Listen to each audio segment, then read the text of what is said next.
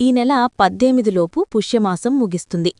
పుష్య నక్షత్రానికి అధిపతి శనిదేవుడు కావడంతో ఈ పుష్యమాసం శనిదేవునికి అత్యంత ప్రీతికరమైన మాసంగా భావించబడుతుంది.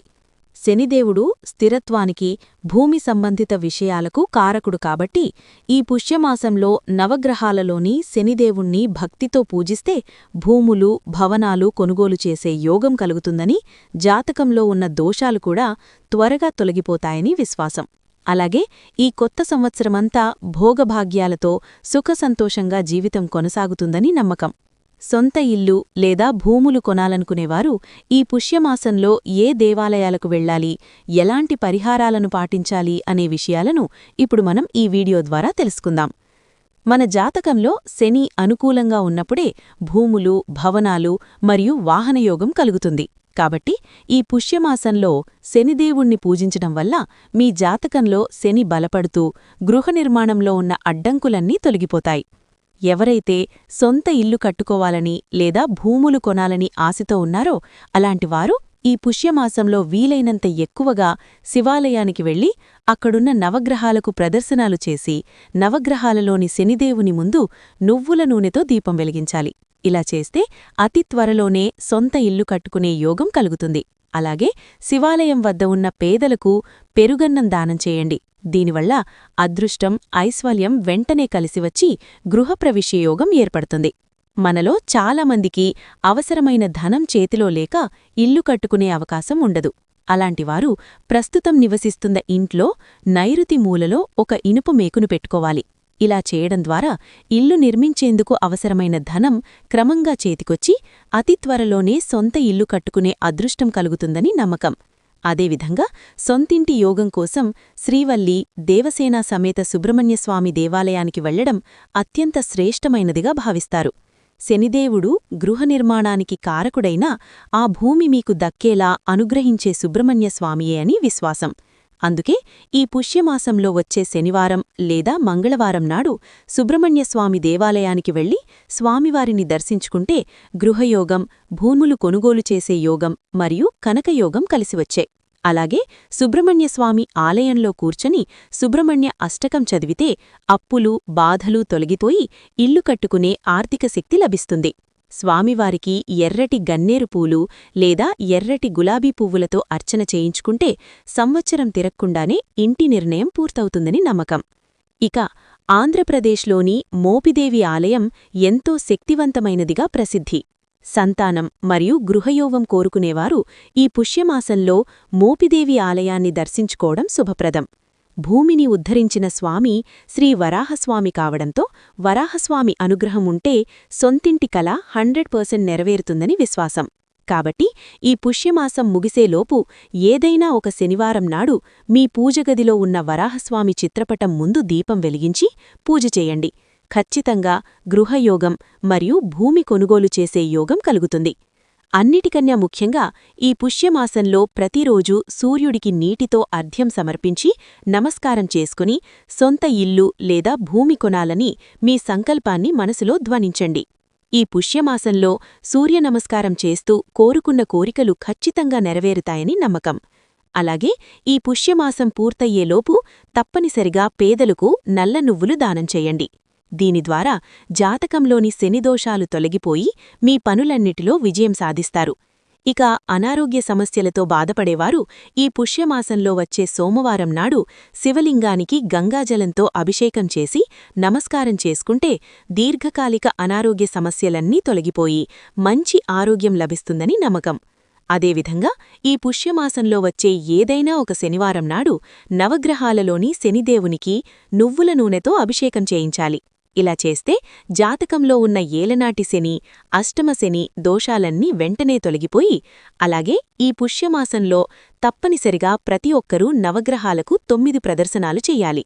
పుష్యమాసంలో నవగ్రహాలకు ప్రదర్శనాలు చేస్తే రెట్టింపు పుణ్యఫలితం లభించి ఈ సంవత్సరమంతా ఏలనాటి శనిదోషాలు లేకుండా భోగం భాగ్యాలతో జీవిస్తారని నమ్మకం. శనిదేవుని వాహనం కాకి కావడంతో ఈ పుష్యమాసంలో వీలైనంత ఎక్కువగా బెల్లం కలిపిన అన్నాన్ని కాకులకు ఆహారంగా పెట్టాలి. ఇలా చేయడం ద్వారా ఆస్తియోగం కలిసివచ్చి భవిష్యత్తులో భూములు, ఆస్తులు కొనుగోలు చేసే అదృష్టం కలుగుతుంది. అలాగే ఈ పుష్యమాసంలో కాకులకు నువ్వులను ఆహారంగా వేస్తే శప పితృదేవతల ఆకలి తీరుతుందని విశ్వాసం. జాతకంలో శనిదోషం ఉంటే సొంతింటి కల జీవితంలో నెరవేరదని శాస్త్రాలు చెబుతున్నాయి. కాబట్టి ఈ పుష్యమాసంలో ప్రతిరోజూ హనుమాన్ చాలీసాను జపం చేయాలి. దీనివల్ల శనిదేవుడు ప్రసన్నుడై సొంత ఇల్లు కట్టుకునే యోగం కలుగుతుందని, ఆర్థిక ఇబ్బందులు కూడా తొలగిపోతాయని నమ్మకం. అదేవిధంగా ఈ పుష్యమాసంలో శివాలయంలో ఉన్న బ్రాహ్మణులకు 1 కిలో ఎర్ర కందిపప్పు దానం చేసి వారి ఆశీర్వాదాన్ని తీసుకోవాలి. ఇలా చేయడం ద్వారా త్వరగా భూమి కొనుగోలు చేసే యోగం కలుగుతుందని, అలాగే కోర్టు సమస్యలు కూడా తొలగిపోతాయని విశ్వాసం. ఇక వ్యాపారం చేసేవారు ప్రతి శనివారం సాయంత్రం శివాలయంలో నువ్వుల నూనెతో దీపం వెలిగిస్తే వృత్తిపరమైన ఇబ్బందులన్నీ తొలగిపోయి వ్యాపారంలో ఆర్థిక లాభాలు కలుగుతాయి.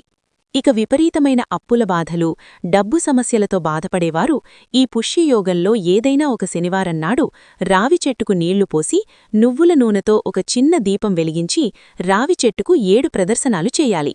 ఇలా చేస్తే అప్పుల బాధలన్నీ తొలగిపోయి ఆర్థికంగా అభివృద్ధి చెందుతారని నమ్మకం. అలాగే ఈ పుష్యమాసంలో వచ్చే ప్రతి మంగళవారం లేదా శనివారం నాడు నీటిలో కొద్దిగా కళ్ళుప్పు కలిపి ఇల్లంతా శుభ్రం చేస్తే ఇంటికి పట్టిన దరిద్రబాధలు తొలగిపోయి దైవిక శక్తులు వర్ధిల్లుతాయి. ఇక ఇల్లు కట్టుకోవడానికి స్థలం ఉండి ఆర్థిక స్థోమత లేకపోతే ఆ స్థలం నుండి కొంత మట్టిని తీసుకొని సుబ్రహ్మణ్యస్వామి ఆలయంలో ప్రదర్శనాలు చేసి అదే మట్టిని తిరిగి మీ స్థలంలో వేసేయాలి. దీని ద్వారా ఇల్లు కట్టుకునే యోగం త్వరగా సిద్ధిస్తుందని విశ్వాసం. పుష్యమాసంలో ఈ పరిహారాలు పాటిస్తే సొంతింటి కల త్వరగా నెరవేరుతుందని నమ్మకం. అలాగే ఈ పుష్యతంలో కుమారస్వామి దేవాలయానికి వెళ్లి స్వామివారి దర్శనం చేసుకుంటే అతి త్వరలోనే భూతగాదాలన్నీ తొలగిపోతాయి. మనసులో ఏదైనా కోరిక ఉంటే అది వెంటనే నెరవేరాలంటే ఈ పుష్యమాసంలో పిడికెడు నల్ల నువ్వులను ప్రవహించే నదిలో వేసి మనసులో కోరిక కోరుకోవాలి. ఇలా చేస్తే ఆ కోరిక అతి త్వరలోనే నెరవేరుతుందని విశ్వాసం. ఈ పుష్యమాసం మొత్తం చన్నీటితో స్నానం చేసి విష్ణుమూర్తిని పూజించడం ఎంతో శుభప్రదం.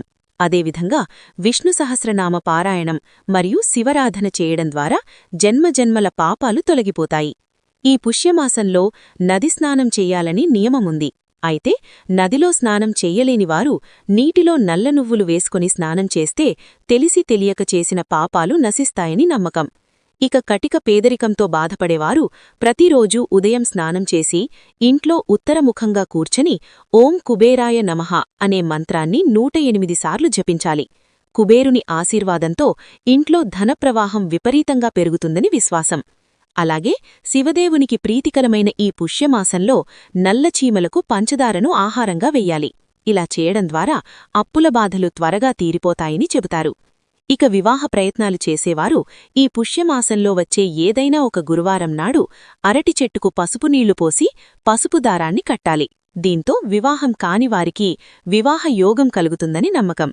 అలాగే ఈ పుష్యమాసంలో ప్రతిరోజూ కనకధార స్తోత్రం చదివితే లక్ష్మీదేవి అనుగ్రహం, బంగారం కొనుగోలు చేసే ఆర్థిక స్థితి ఏర్పడుతుంది. అదేవిధంగా ఈ నెలలో చేసే దానధర్మాలకు రెట్టింపు పుణ్యఫలితం లభిస్తుందని శాస్త్రాలు చెబుతున్నాయి.